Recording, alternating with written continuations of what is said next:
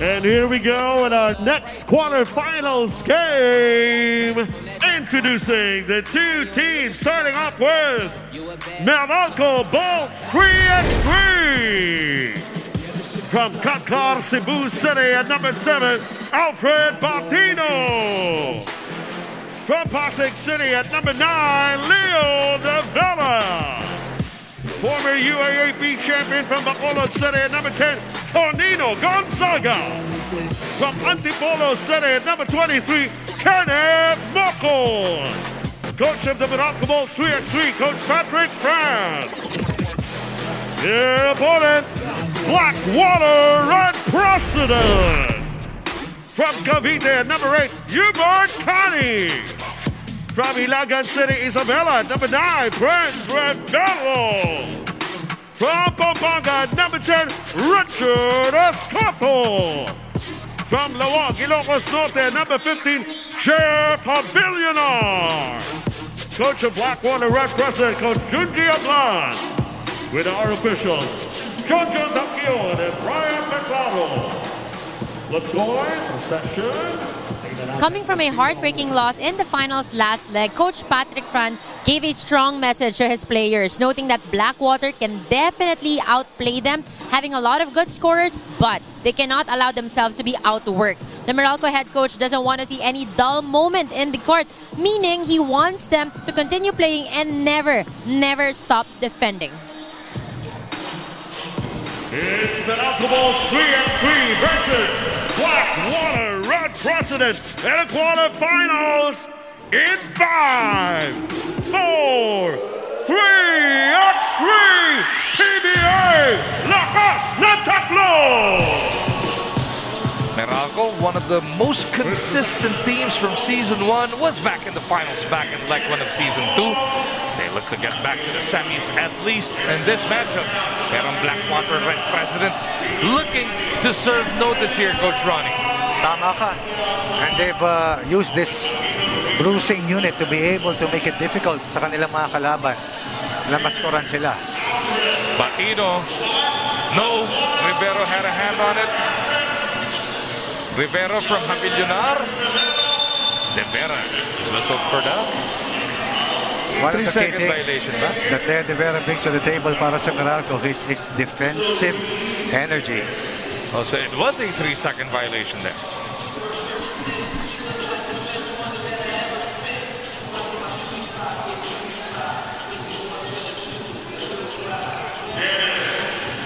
Morgan on the move.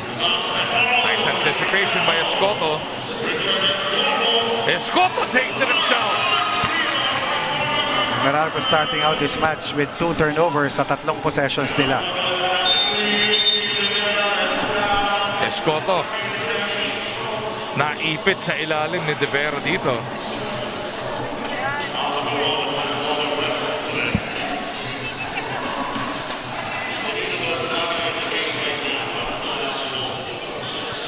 One to none. Blackwater Red President on the board already. Tonino looking to get Meralco there. Tonino from the punches it through.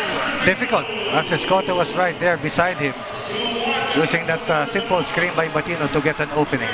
Just like that, lamang agad ang Meralco. De Vera gets a stop as well. Di nagkaintindihan si Leo at si Batino. Another turnover para sa Meralco. Look at Prince just throw his weight around there. Lost control though. 3 turnovers early para dito sa Meralco. Meanwhile, Blackwater continues to play tough defense laban sa kanilang mga counterparts.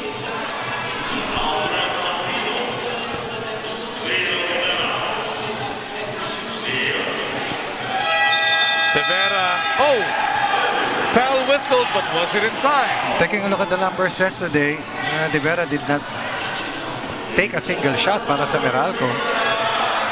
Now takes that shot with shot clock winding down, and Cani called for reaching in. Oh, Hubert Cani in disbelief. Yes, the right call, kaya lang within the shot clock pa nangyari.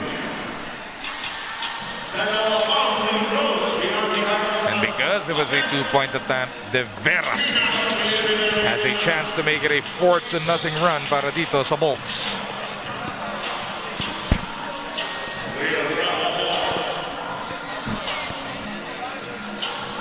De Vera goes 2 for 2. Quick response from Blackwater, hindi umubra. Batino will clear it para sa Meralco.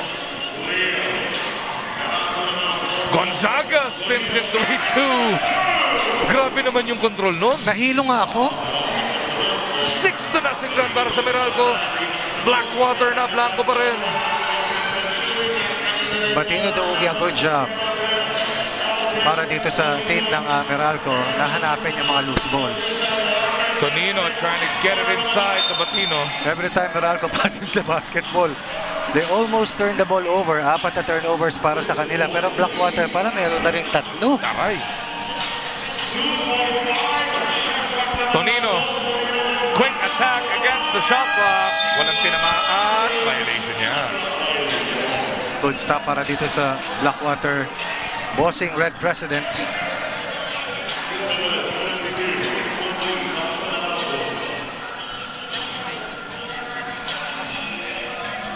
Kani trying to dish it off. Avillonar trying to get deep against Tonino. It's going to be a reach in on Gonzaga. That's a useless foul for Tonino Gonzaga. That was already a broken play. At makita mo, palayo na sa basket. Itong si Avillonar, instead they get a new shot clock. Plus the shot clock was winding down. Exactly. Niya, no? Avillonar from straight away. That rattles home. Batino was late after that flare screen. Avillonar knocks in the first 2 ball para dito sa Blackwater. Moco now part of the 3. Tonino fakes, drives, and finishes. Tonino seems to be enjoying the infusion of Moco in the roster of Meralco. Right now, he's getting shots off easier compared before na puro one-on-one talaga yung atake niya.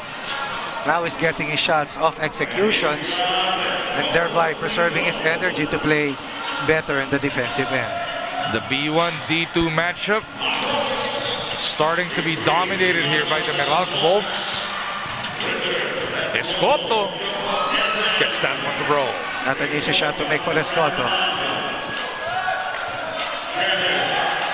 8-4 is the score. Meralco doubling up on Blackwater Red President. Gonzaga bails them out against the shot clock again. That's hardly missed. Gonzaga now with a total of 8 points, 4 out of 5 from the field. And look at the 3 out fire of 3. in the eyes here of Tonino. It has to be that way. Kasi ang lalakas ng mga teams and players have gotten used to playing 3x3, winning. Malamangan ka, kaya nilang bumalik. Lumamang ka, kaya mo magproteksyon ng kalamangan. The excellence and consistency has to be there for you to be an element of success. And that is exactly what TNT has been able to do in terms of being the barometer in playing standards dito sa PBA 3x3. Tandaan natin last weekend, Coach Ronnie, sa Antipolo, ang Meralco natalo to sa finals in OT. Tama. To TNT. Nandun eh. They know they're right there. Doon sa dulo lang sila natisod. Tama.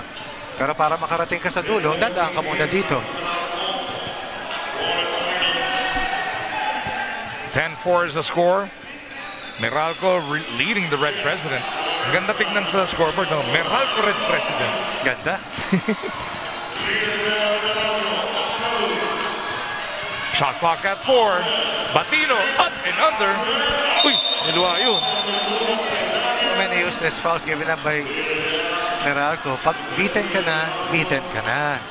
Pero kasi, pag ganyan, makakaplano at makaka-atake sa check ball ang kalaban, which is harder to stop. At sa transition, ilalabas nila, mababantayan mo. Kani versus Moco. They get it over to Escoto. Avillonar hit a 2 from there earlier. This time he goes to the right. De Vera's activity bothering them. Bailout shot delivered there by Escoto. Gonzaga losing his cover.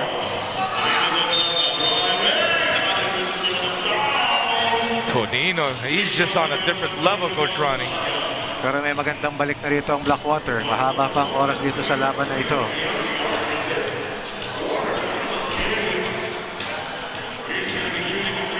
The crowd continues to thicken.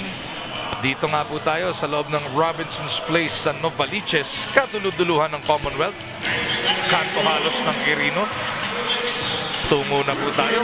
Marami pa po tayong nakain ngayong glorious Sunday. May 5 pang laro kasunod nito, Coach 5, Ronnie. nagmamadali ka, teammate. Meron pang isa sa quarterfinals.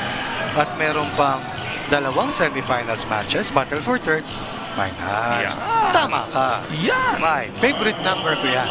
Yan, o nga, no? Number ni Abed ginamit yan. Hindi number nung idol ko yung si Point Laureate eh. Number 5, of course. 5 to 14. Palagi 5 to 14 eh, di ba? 4 plus 1. Parang pinagulo natin. Huwag ganun. 11-7, Meralco by 4. Gonzaga steps beyond. Nothing but air.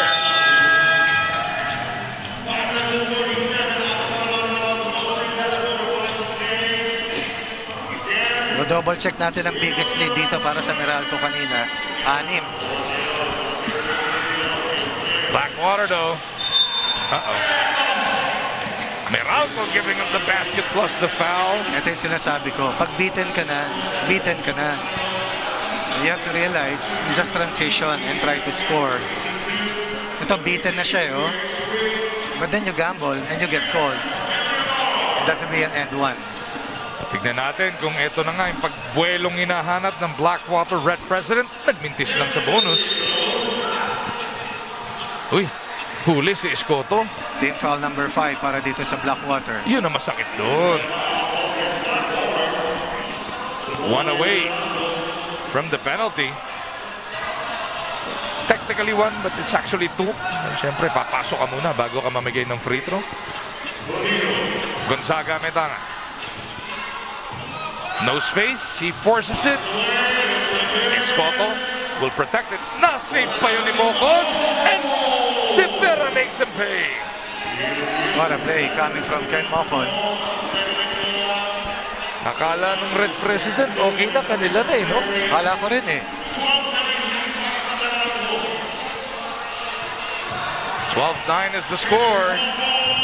Ken Mocono, De Vera, yes. Avillonar takes the pass. Nabitin lang yung layup. Better discipline on the part of Leo De Vera, defending without fouling. Pang-highlight rin na sana yun. De Vera to Mocon. And Ken delivers from the elbow. Finally, Mocon scores for Meralco. Yes, Tonino got a finger on that one. Ken Mocon only scored 3 points yesterday. Para sa Meralco, we're still up by 5 points as we have crossed the halfway mark in this third quarterfinal match. Take a look at some of the spectacular plays that has gone down already. Tonino with that difficult spin and 2-pointer. And the other end, Avillonar has been trying his best to keep Blackwater Red President in this. And the key for Meralco is they have contained Luis Rivera so far. Rivera scored 10 points in the win coming from Blackwater, that pushed them to the quarterfinals wherein they beat Terra Firma 21-19. Rivero had 10 of the 21 points. Sa unang laban naman nila, hindi sila nakalusot, 19-18 laban sa JNT Express, a game that they could have won. Rivero also accounting for heavy contribution on offense. Got a glimpse of this nice Sunday crowd inside the Robinson's Novariches. Desperation heave, hindi umubra. Avillonar gets it back inside. Rivero had to get creative for that one. Ang daming kinilos, Coach Brooks. And you have to do early work against Prince Rivera because once he has you locked behind him, wala ka na magagawa. Medyo matagal sa loob, pero mahirap talaga bantayan eh. Meralco's lead is down to 4. Tonino looking to add to it once again. De Vera steps beyond. Nice tap by Tonino to Batino. Well executed play para sa Meralco. Pag tama kasi execution mo, nasa magandang rebounding position ka parate. Prince will definitely work hard dito sa closing out time. Another reverse there by Rivero. That keeps Blackwater Red President within 4. Less than 4 to go though in this quarterfinal matchup. Oh! Saan galing yun? Pero nag-flex muna yung best depensa si Tonino. Abilionar, gusto mang araro. Si Batino at saka si Rivero nag-aasaran. Talaga? Hinihingi ni Batino, 3-second violation daw etong si Rivero. Hindi ka pwedeng bilangan ng 3 seconds kung nakahiga ka. Tama. Pag tumayo ka, yan. Hindi ko nga nakitang nakahiga dahil tinitignan ko yung matchup ni Abilionar at ni Gonzaga. Sa kabila. Pero importante maalala ng mga players na ang bumibilang sa laban ay ang game officials at never ang mga players. Sabi naman ni Rivero, tinulak ako pababa eh. Paano gusto yung gawin ko?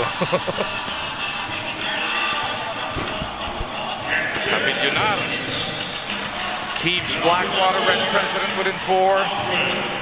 Under 3.5 remaining in this quarterfinal knockout matchup. Batino off the spin. Batino pa rin. Gets it to Leo.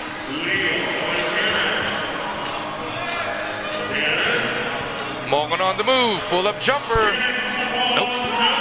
Kani nag-hesitate pa. Muntikanan pa sila doon, ha? Nasa penalty ang Blackwater but Meralco not attacking inside. 3 to shoot. Abilionar gets the bulika. Batino was all over him there. They needed that stop, talking about Meralco. Once again, foul situation, Blackwater and team penalty. Meralco 2 fouls away, or 1 foul away rather. Mogon on the attack. Baseline shot on it. Mogon's slooper doesn't work. Escota will clear it. Blackwater in a must score. 2-pointer delivered by Kani. That cuts their deficit to 2. Ken Mogon forcing another attempt, and as a result, not in a position to defend. Under 2.5 remaining in this one. Gonzaga puts it up. Nope. Blackwater can tie or come within 1. Kani for the tie. No. Batino boards it. Gonzaga has Rivero on him. He wants to use his speed. Barbecue chicken time ba? Tonino says, why not? Escota misses. Under 2 remaining in this game. Contesting without fouling, very important. Mogon on the attack. It's bumped. This will mean 2 free throws. Meralco looking for separation. Could be just a 1.8 para sa Meralco had Escoto knocked in the 2 ball. But Gonzaga has played the biggest scoring role para sa Meralco upon his entry. He came off the bench, now with a total of 11. Meralco needs 2 free throws to build a 5-point lead.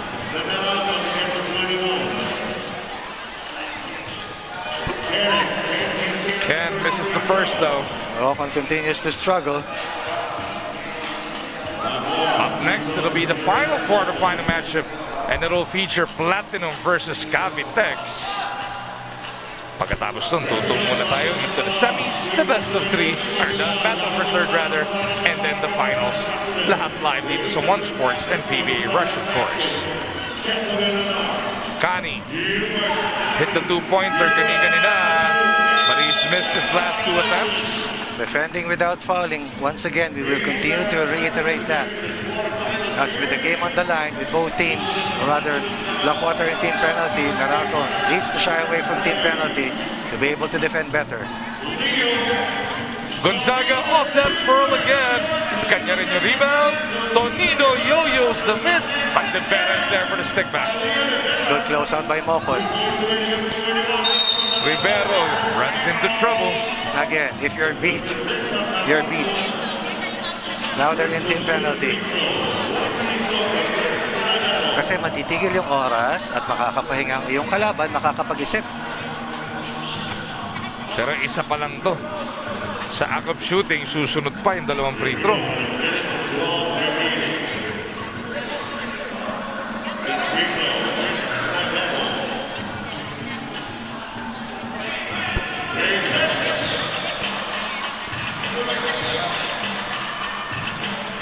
19-15 now is the score. Meralco can end it with a two-pointer. Mocon going for it. Doesn't work. Tonino though beats everybody to the rebound. Nagmintis galang sa palo. Somehow he got it over to Leo. No need to foul if you're Meralco. Uh-oh. This will mean 2 free throws.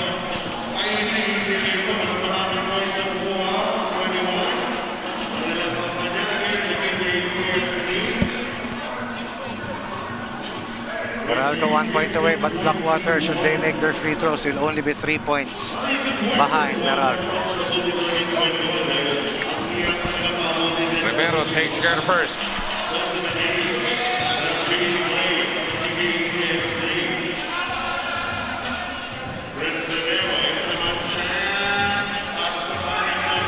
Prince splits. Referees will review possession, but it looks like it might just go to Meralco. Buti ka pa, malinaw pang iyong mga mata. Ako talagang titingin ako sa review. Nanguhula lang naman tayo, coach.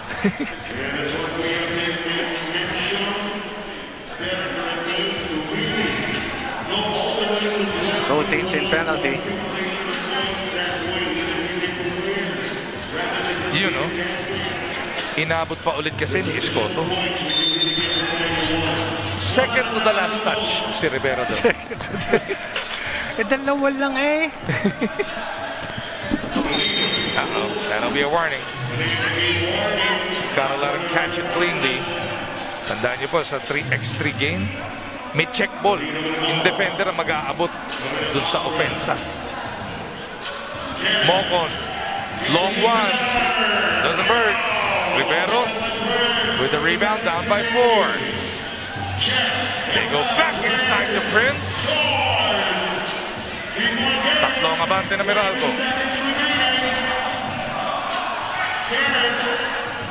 5 to shoot for the guys in white. Tonino on the attack. On the run. Saan nang galing yun?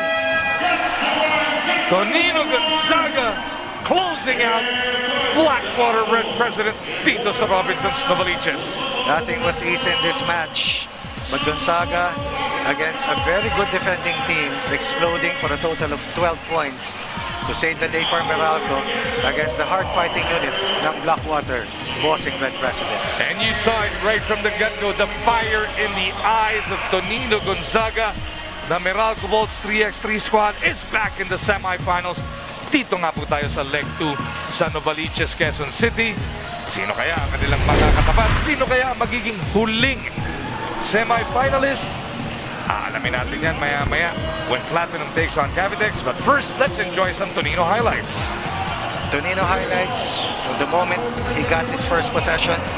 Hit 3 straight 2-pointers para sa Meralco, and that was separation that they needed to build a 6-point lead to weather the final storm thrown at them by the Blackwater unit.